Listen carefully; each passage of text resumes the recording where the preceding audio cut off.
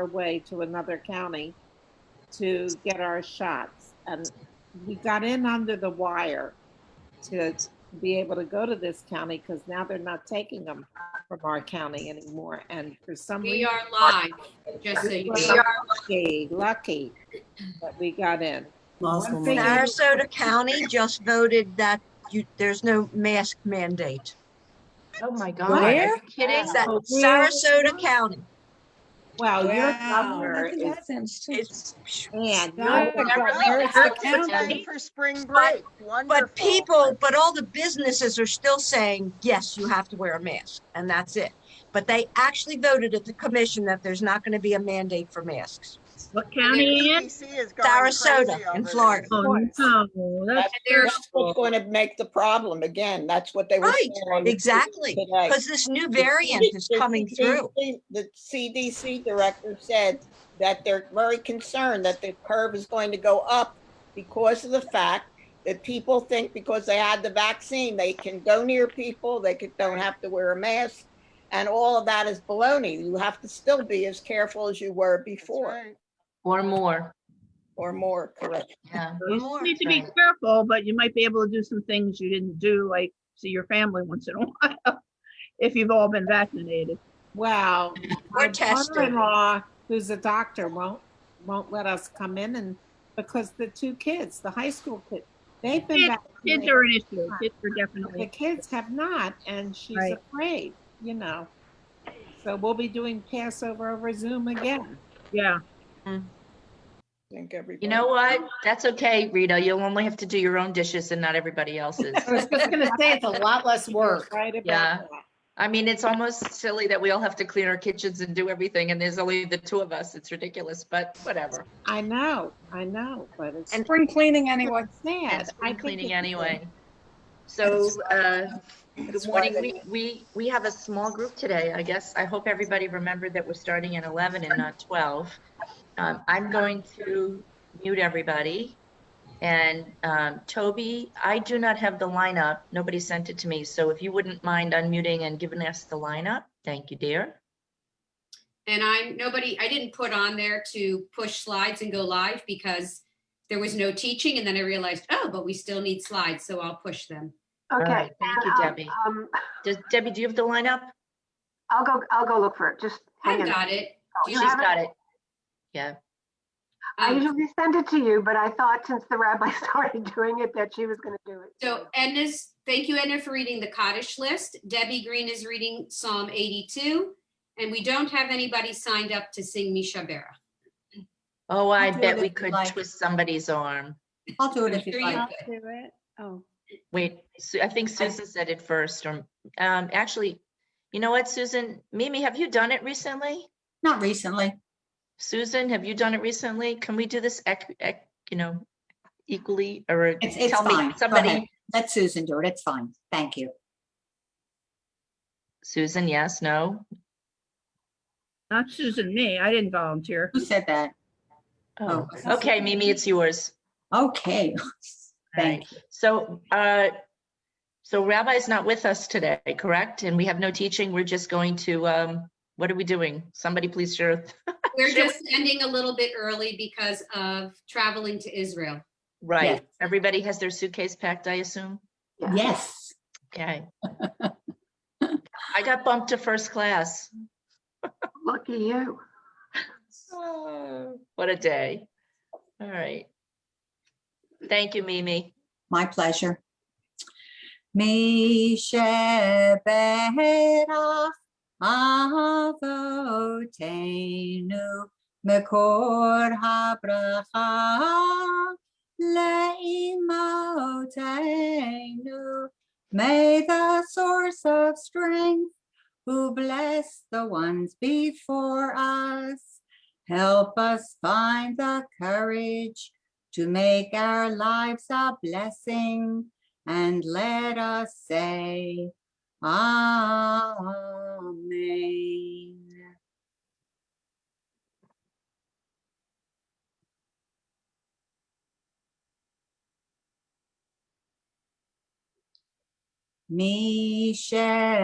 Misheberach Imotenu Mekor habracha Lavotenu. Bless those in need of healing with refuah shlema, the renewal of body, the renewal of spirit, and let us say, Amen.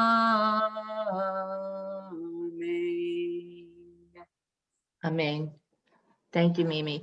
I was looking for Marcia Strongin or Gilda to give us an update on the people in Texas, and I don't see either one of them today. Yesterday, I made some phone calls and found out that almost everyone has their water on, electricity on, but there's so, as I said yesterday, again, there's so much damage, so much water damage that many, many people are still out of their homes. They're waiting for plumbers, they're waiting for, contractors to come. And really, they're still in a state of emergency, even though they have their water and their electricity back on. So we keep them in our hearts and prayers. And, we just think about all the natural disasters that happen in this country. And we worry about our communities. So, okay. They're not just waiting for plumbers, they're waiting for supplies too. They don't have Right, all the supplies they need, in addition to not having all the plumbers. Yeah, I saw pictures on Sunday of different news shows that were showing people from all over the Northeast driving to Texas with trucks of supplies, bringing the supplies. They don't have the pipes for the PVC pipes for the plumbing and, and tools. And yeah, you're right. You're right. And part of that is also the issue of the pandemic where we're not getting supplies in from countries like China. So it's a double whammy, and we're really thinking about those communities and keeping them close to our hearts. Okay. Psalm 82, the Psalm for Tuesday, a Psalm of Asaph. God rises in the court of the mighty, pronouncing judgment over the judges. How long will you pervert justice? How long will you favor the wicked? Selah. Champion the weak and the orphan, uphold the downtrodden and destitute. Rescue the weak and the needy, save them from the grip of the wicked. But they neither know nor understand. They wander about in darkness while the earth's foundations are shaken. I thought you were godlike, children of the Most High, but you will die like mortals, like any prince will you fall. Arise, O God, and judge the earth, for your dominion is over all nations. And that was in memory of my mother. It's my her first yard site. Debbie, wow, it's been a whole year. May her memory be for a blessing. Okay.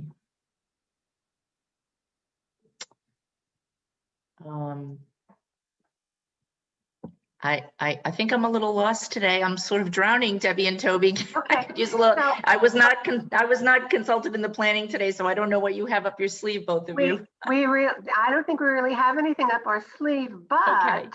I will be glad to share something that I shared with my sisterhood last night. I usually do a sort of a Devar Torah, and frequently I pick a reading from the Book of Jewish Values by Telushkin. It's a marvelous book. It's like a one day at a time. It has a reading for every day of the year. He's quite remarkable if you've never listened to him or seen him lecture in person. And what was so interesting was what came out of the reading that we had, which we can talk about for a few minutes. So if you'd like me to do that, I will do that. Toby's always got something good. I think, let me find She it. always has something up her sleeve. I was just going to say that. I'm like a Girl Scout, always be prepared. Here we go. So this was from day 80, and I'm reading it in the first person as the rabbi. For whom was I named?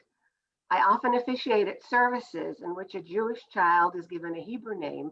According to traditional Jewish law, a girl is named at the first Torah reading following her birth, a boy at his circumcision.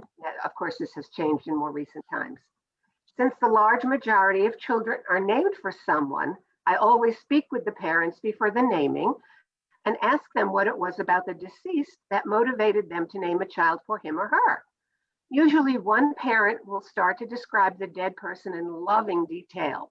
I then ask what specific traits of the deceased they particularly hope their newborn will have. Later at the naming ceremony, I mention these characteristics.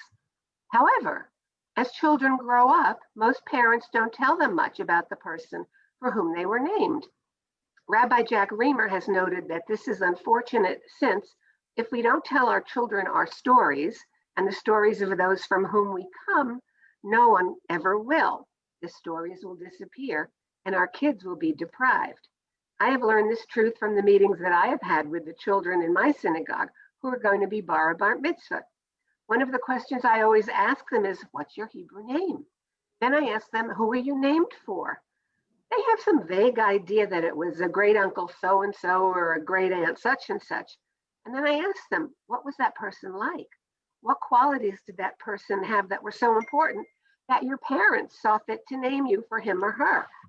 And so their first homework assignment for me is to go home and interview their parents and anyone else they can find who knew that person, so they can find out who he or she was, what he or she stood for and lived through, and what it means to be named for them. Fortunately, when I was being raised, my mother often spoke to me of her uncle, Rabbi Joseph Adler, for whom I was named. He was a great Talmud scholar who founded a yeshiva and helped bring to the United States Rabbi Moshe Feinstein, one of the great figures of 20th century Orthodox Jewish life, to head it.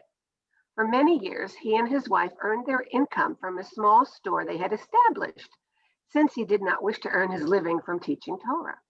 He was an exceptionally loving uncle to my mother. She often had Shabbat meals at his house, and he loved to play and laugh with her. Later, during the Depression, when my grandfather lost almost all of his money, Rabbi Adler lent the funds to finish my grandmother's BA at New York University. After you tell your children about the people for whom they were named, pick up the phone, call your parents, aunts, uncles, and others, and start finding out more about the person for whom you were named. So, and this brought about a whole discussion. I happen to say that I was named for my great-grandmother, Toby Zuckerbrum, who was born in this country, which is quite remarkable. And there's a whole story for that I will leave to another time. But one of the people on the Zoom, on the Sisterhood Zoom, told us about something really interesting that they did one year at their Seders, was that they each had name tags, and on the name tags they had written their regular name and then their Hebrew name, and then they all went around the table, and she said in the day they used to have like a lot of people at the table, and they would talk about the people for whom they were named. And since a lot of them were cousins and aunts and uncles, it would remind them about all these family stories.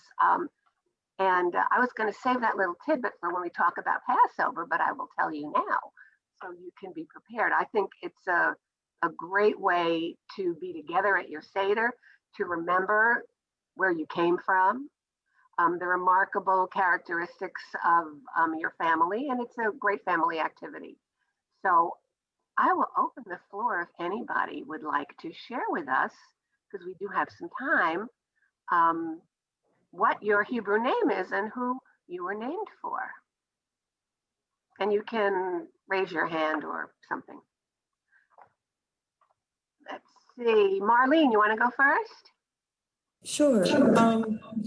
I grew up unaffiliated, but I was named for a relative. I was named for my mother's uncle, her only uncle, and her favorite uncle, who unfortunately died at age 57 from an aneurysm. But I actually had been asked to find out in my public secular school what my name meant in English. And so I told them when I looked up in the World Book or the Britannica Encyclopedia, dating myself, whatever they had, I looked up Marlene and it said variant on Mary Magdalene, which said repentant prostitute. And I was like, oh, this is not going to work. And then it said Ostro, which came from Ostrowski, which is the name of the the River City Island dweller. So my initial concept of who I was from a secular point of view was a repentant prostitute from a River City Island, and that was not going to fly. So of course I did my homework and I said, well, what about my family? You know, what about my Jewish name? So then they told me that I was named for the late Isaac Martin. And he went by Martin, so that's where my Michal came from. So a very colorful introduction to the family story. And my grandmother would tell me anything that she could about him because she was, you know, it was her brother, and it was her only brother and her favorite brother. And of course, he only lived a half a lifetime. So that's my story. Oh, thank you. I love it. I love it. That's great. Anyone else want to share? Amy?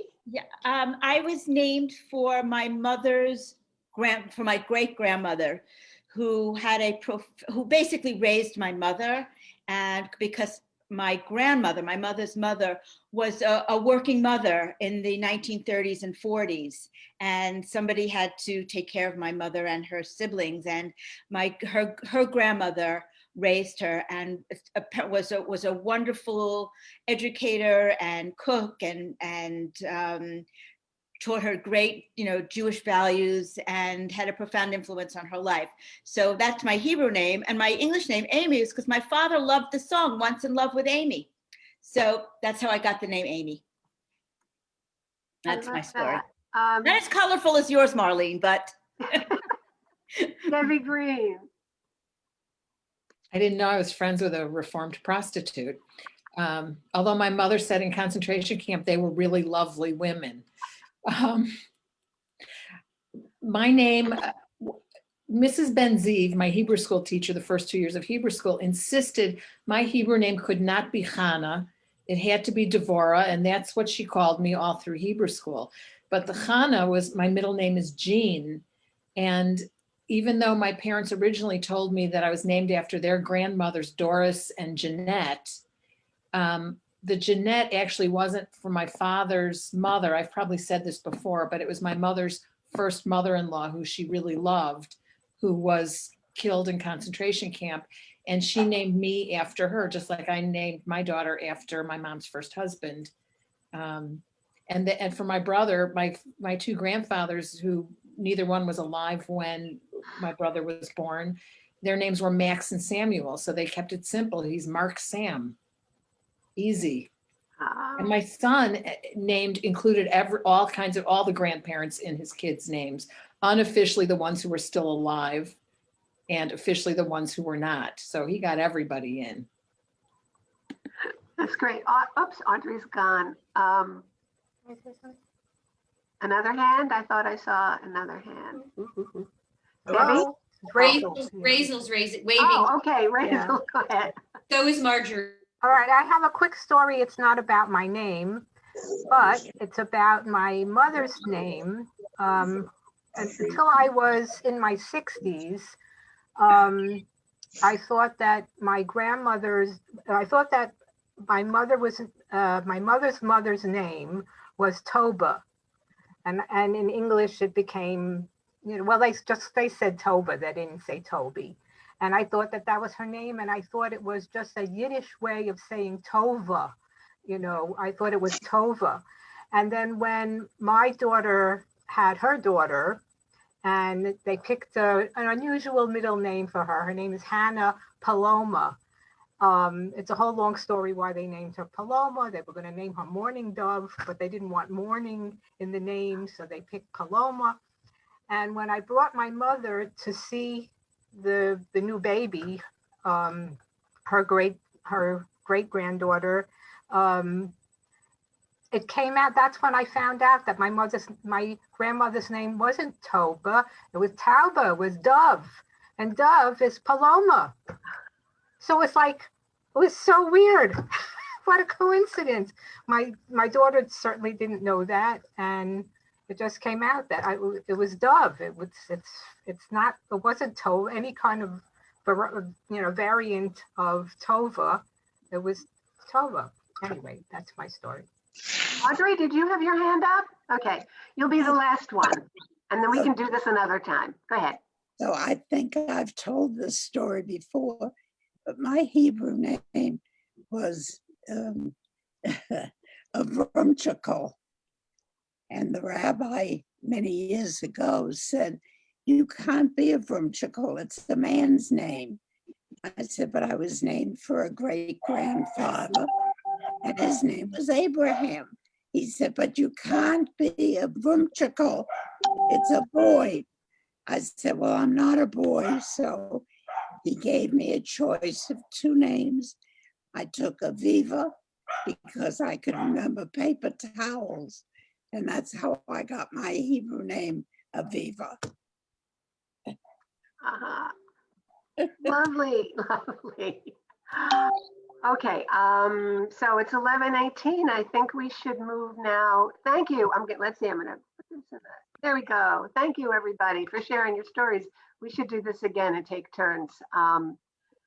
It helps keep our families alive. If you keep talking about them, they will never be forgotten through your stories. And remember, love never dies. So I think Edna's reading the list. Is that correct? I am. Okay, please go ahead. Okay. All right. We lovingly remember Evelyn Seelig, Sue Press, Leona Elligsberg, Dolores Megan, Phyllis Haas, Ivan Stanton, Sylvia Kraus, Herb Lubars, Ellen Babbitt, Theodore Fishman, Richard Merrick, Lillian Tobias, Doris Hildebrandt, Ruth Lewis Bloomfield, Michael Klingbaum, Michael Schrank, Shirley Shapiro, Carol Hope Taub, David Levy, Phyllis Grissom Weinstein, Rabbi Eric Wilner, Yossi Goldstein, Isidore Goldberg, Judith Gruesome Kahn Ratner, Bernard Stein. Are there any yard sites? Hilda Stern. Oh, yes, Hilda Stern. May their memories be a blessing.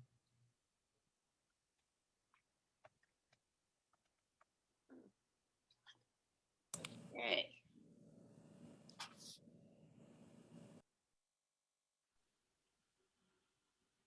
Please rise if you're reciting Kaddish or if you're going to respond, and please follow the bouncing cursor. Let me stand and I'll move the cursor and daven at the same time. Yit Gadal, Vid Kadash, Shemei Rabba, Be'alma, Divra, Kirute, Be'amli, Malchute, Be'ayemon, Yomechon, U'yeh, Dechol, Beit Yisrael, Ba'agala, Uvizman, Kariv, Vibru, Amen.